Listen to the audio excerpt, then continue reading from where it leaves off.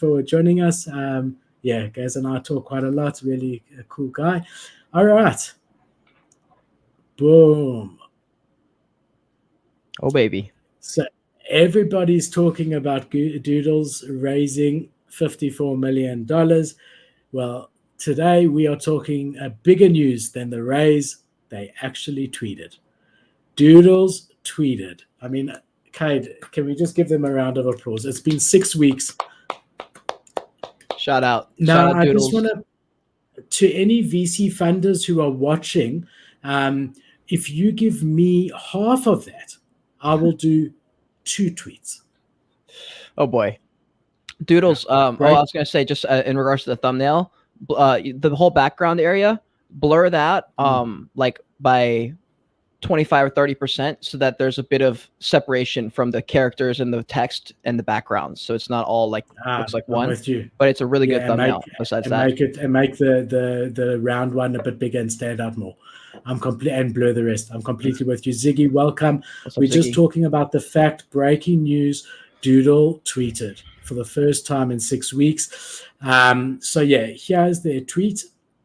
I wonder if they tweeted after. Let's just double check that. But we're going to go through this. I wonder if they tweeted after this. Oh, Doodles 2. No, that's pinned. Hold on. 18 hours ago. Yeah. I'm just glad they didn't. I'm glad they didn't apologize, dude. Like they made a pretty mature response. They're just like, look, here we are. Here's what we've been doing. Shut up. Shut the fuck up. We're gonna do a space. They retweeted. Okay, it seems like someone is retweeting at least, and they did another tweet. So the end of Doodles tweeting has ended, which is great. So I want to say a couple of things here before I go into this. First of all, I'm not beholden to any collection or community, and I always say what I feel. So I'm going to be quite honest, and we're going to go through this. With that said, I actually really do like Doodles, and I really do like the team. And I really do think that they could do amazing things in the space. I've become less bullish on them when they announced their plans to launch a mass scale collection. So they said their duplicator for Doodles 2 is going to be targeting the masses, hinting at the fact that they want hundreds of thousands of NFTs. That for me didn't sit well from a long-term investment. It's a riskier play for them. If they pull it off, they will be the most notable NFT project because they will be the one that brings Web 2 into Web 3. But I mean, you're talking long term, that is a strategy, and maybe they can pull it off. But short to medium term, that's not good. And if you look, one of the founders being the founder of CryptoKitties, which made that same mistake. They made the exact same mistake of putting too much supply. There's over 2 million CryptoKitties or something stupid. The floor price is 0.00001. Yep. The rare ones do sell, but in the end of the for more than that. But in the end of the day, to have so much supply in anything makes demand go down. This risk that they're taking depends almost 100% on the timing. If they fuck up the timing on this, it's completely over. They will crash to under 1 ETH if they mess with the timing. If they nail the timing, they will crush every project in the whole space. That's why I put them at A when I did my rating NFT projects video.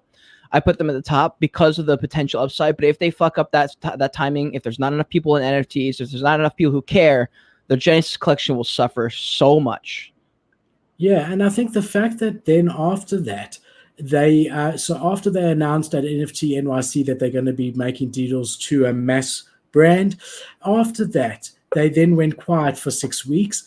And you think about it, they've got the ex-Billboard CEO running it. They've mentioned Pharrell Williams, who I love very much. But you start thinking, are these guys really Web3 anymore?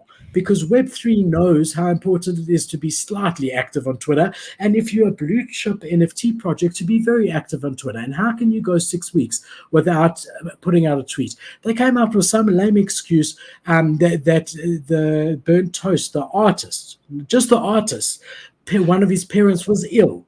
Didn't end up anything bad happening. What does the artist's parent being ill have to do with their ability to tweet?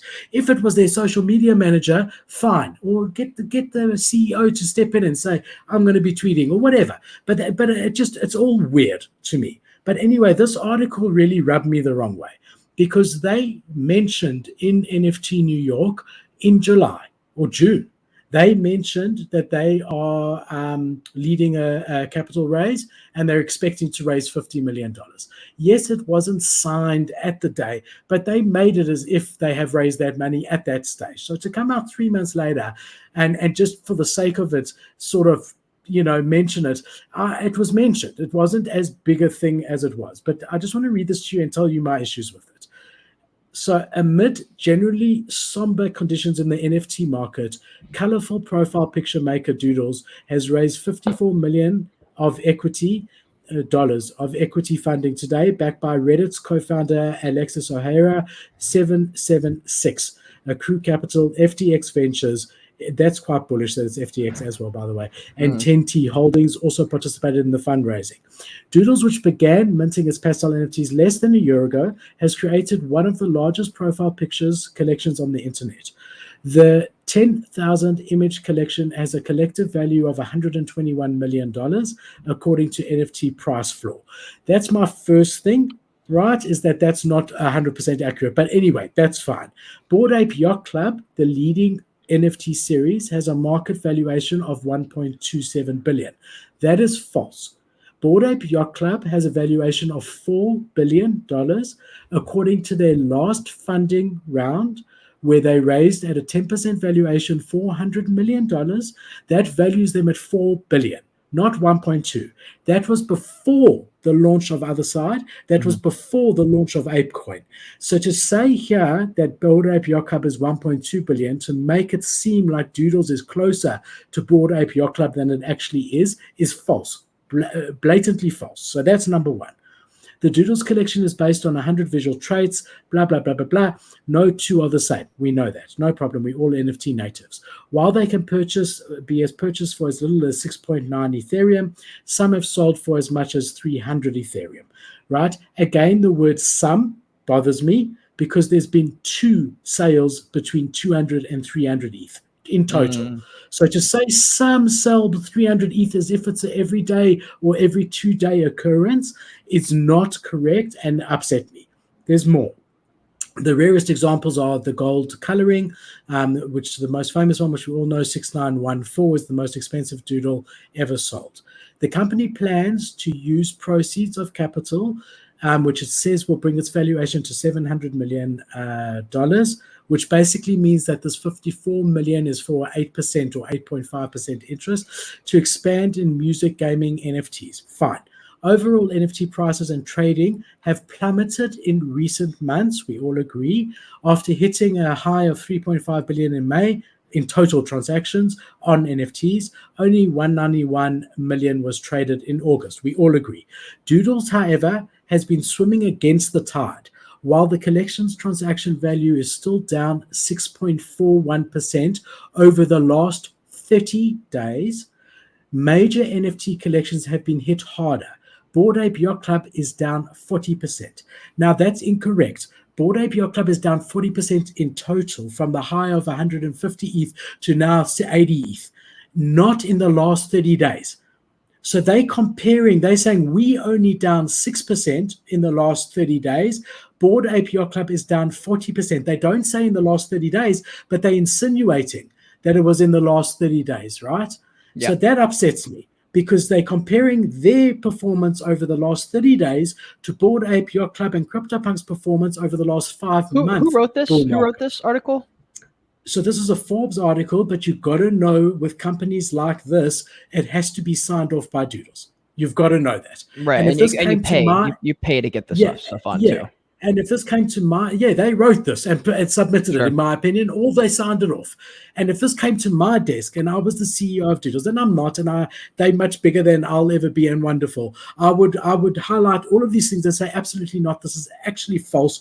And if we're targeting NFT natives, we know that they're all going to call BS on this, right? But because we're targeting the public, let's talk absolute shit. And let's say, okay, we only down 6%, whereas Bored Ape Yacht Club and CryptoPunks are down 40%, and let's leave out that we saying that we down over 30 days, but they down over 4 months. So that's another thing that I really, really didn't like. So again, they said, and CryptoPunks is down 77%, making it seem in comparison 30 days. Okay, I've made my point. So that pissed me off. Then Caitlin Holloway, founder, partner, and Doodles board member, was introduced to Doodles by Ohanian, early collector of Doodles, but it was after a meeting with SXSW last year that she was immediately drawn into the brand's diverse community. She said, now, as we scale rapidly, whatever. The other thing was their thread on their, so they linked this Forbes article, but their thread on this said, now that we've raised, and I'll paraphrase, now that we've raised $54 million, we're going to be hiring 18 people. We're going to be getting a social media manager. Let me just ask you something, Cade. They sold these duplicated boxes, bro. They raised $30 million from that sale. No, I'm not even talking secondary. Just the primary sale, the secondary on Doodles. They're sitting on hundreds of millions of dollars. Why do you need to wait for the 54 million funding round to come in before hiring those 18 people that you need to make the business successful? It's almost as if we don't get the funding from an outside person, we're not going to spend our hundreds of millions. They're sitting on a war chest of hundreds of millions. Why wait for this announcement before hiring the correct people on the team? That also pisses me off. So this didn't sit well with me at all. And I know I'm going on a rant, but it really, really didn't. It really didn't. So much so that I sold my Doodle. I'm not interested. At 6 point whatever ETH, I'm not interested. This didn't sit well with me. What do you think? I can tell you my thoughts on the whole Doodles thing. So I'm going to use Doodles as an example here because all this stuff is kind of alleged just because we don't know who, why, what. We don't quite know everything. We're making some assumptions here. But the idea, we'll just roll with the idea that Doodles approves this article. They retweeted it. I assume everyone on the team has read it. They understand that some of the statistics are a bit of a stretch. They're worded in a certain way that would warrant a certain type of narrative around the project. And what I'm starting to realize, and I've noticed this over probably the last month, maybe, and it kind of started actually with that conversation we had at Philip a couple of weeks ago when I talked about that project that I made the video for. And then decided not to post it because they would pay me just to not post the video. And just for people who are watching, I got paid to make the video. I was never going to make the video in the first place, but they paid me to make a review. And then I sent them the review video and said, actually, don't post it. And so I was basically, okay, I won't post it if you just pay me the rest of the money. And I still felt a bit icky about that because it was just weird. And that project has been taken down off OpenSea. You haven't clarified it. Cade did an honest review in his terms. When someone signs up for him, they agree that he's going to do an honest review. His loyalty lies with his viewers. And if he sees something wrong, he's going to point it out, which I do the same. And I think is very important to do. They agreed and paid him a 50% deposit to do the review. In doing the review, he picked up that there was some what seemed to be wash trading or people buying their own NFTs. And he mentioned that in his video and then sent it to them to approve. And they said, thank you, but no, thank you. Here's the balance of your payment. Please don't post the video. Right. So I just want to give a proper. Thank you. And then, so moving on from that, what I've noticed after that thing happened and my eyes were kind of open to that whole world of this and that and the other, I started to go back to a little bit of the couple of meetings I had in the bull market of just some really, really, really shady situations that I was going to potentially, if they wanted to be part of it. And I just remember being like, wow, I can't believe this stuff's happening, but I kind of forgot about it, brushed it off because we were so busy in the bull market. And what I'm realizing is, and then when we talked about Gary Vee last week about him potentially being early on the NFTs out of a selfish endeavor to sell out VeeFriends and be able to say in a few years that he was the first and blah, blah, blah, started to get me thinking. I was like, damn, anyone who makes it to the top, are any of them always going to be in the right, make every right decision, be morally this and that? And then I realized that business and morals aren't always the same. Like the right business decision might not be the most moral decision, and the most moral decision might not be the same yesterday and today. It might be two different things. And I just started to realize, I was like, damn, the top people, the top projects, the top everyone, they make decisions that probably aren't going to be the most moral in everyone's eyes. And it just got me thinking, because with the Doodles thing, I'm like, I'm sure that they were probably wrestling a little bit like, oh, well, that's not quite true. They're like, but it sounds kind of good. Like, fuck it, right? Like, fuck it. Like, it's no problem. And I think that stuff happens a lot more than we thought. And it just kind of, I understand it from smaller projects, and rather than smaller, inexperienced teams. You've got the previous CEO of Billboard running Doodles. That's a huge Web2 brand, and I would expect more from him. I really, honestly, but that's what I'm saying. I'm saying that because of that. I'm not as surprised that they would potentially do something like this, because I think it's just happening I'm more than we so thought. surprised. No, because of that, that makes me surprised. I expected more from a caliber of someone with experience that he has. Really, I do, because these things do come back to bite you. And Mm, you've got to, you can even retweet the Forbes article, and you can even say, look, some of the figures were not 100% correct, but true. overall, the gist of it was great. But to actually put your stamp on something and put it out there, that's, especially in today's day and age, forget NFTs, that is out there forever, as if they made that official announcement. And when someone like me looks at that and knows that they know that that's not correct, it just makes me think, okay, what else are they bullshitting us about? True.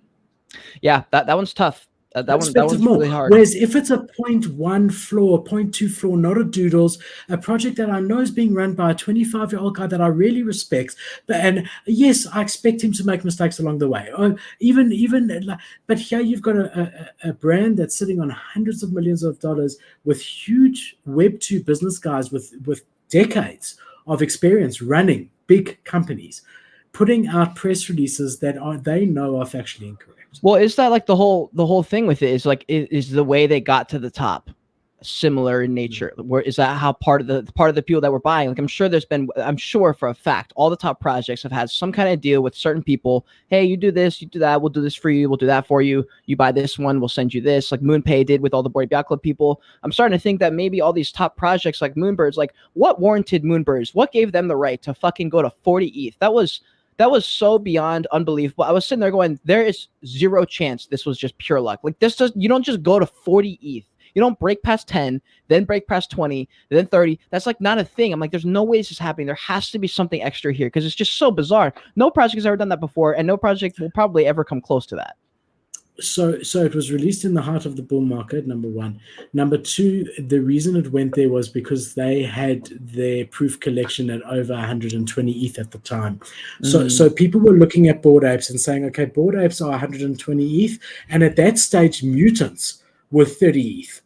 And then people were saying, they okay, were. You're right. yeah. So people were saying, okay, this is potentially the one project that can take on Bored Ape Yacht Club, right? At the time, obviously that changes over time, but at that stage, and they were saying, hold on, whereas Bored Ape Yacht Club has got 10,000 NFTs, Proof has only got 1,000. So that can rise higher than Bored Ape, and therefore its sub collection can rise higher than mutants, right? And so that was the general thinking, I think, of anyone who's spending 30, 40 ETH on a Moonbird has got a lot of money, is probably paying attention. And that was the general conservative thinking. Yes, they could, if Proof is rivaling Bored Apes, which at the time they were, True. Moonbirds could rival mutants. Lower supply, also mutants to Moonbirds, lower supply, as good a team, and whatever.